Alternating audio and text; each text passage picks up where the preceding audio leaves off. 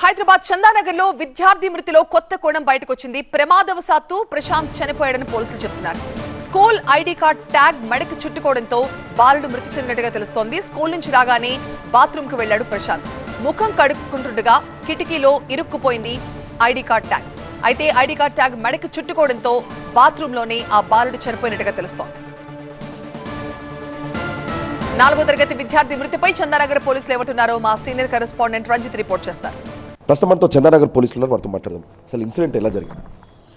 అతను స్కూల్ నుంచి వచ్చి 4:30కి స్కూల్ నుంచి వచ్చిండు. 4:30కి వచ్చిన తర్వాత వాష్రూమ్కి వెళ్ళి రెడీ అవుదాం, ఫేస్ వాష్ చేసుకుందామని వాష్రూమ్కి వెళ్ళిండు.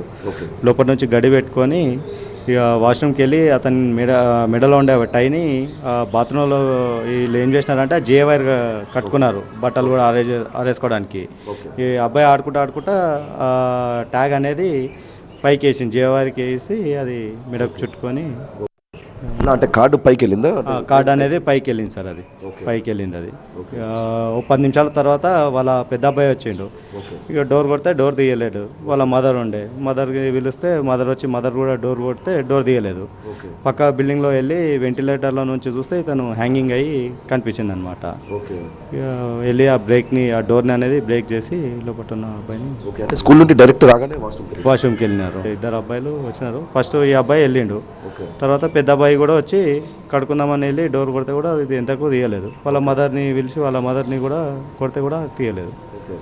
పక్క బిల్డింగ్లో నుంచి పక్క వాచ్మెన్ కూడా పిలిపించుకొని చూస్తే జీవైర్ అంత స్ట్రాంగ్ ఉంది సార్, మంచి థిక్నెస్ తోటి ఉంది సార్ జీవైర్ అయితే.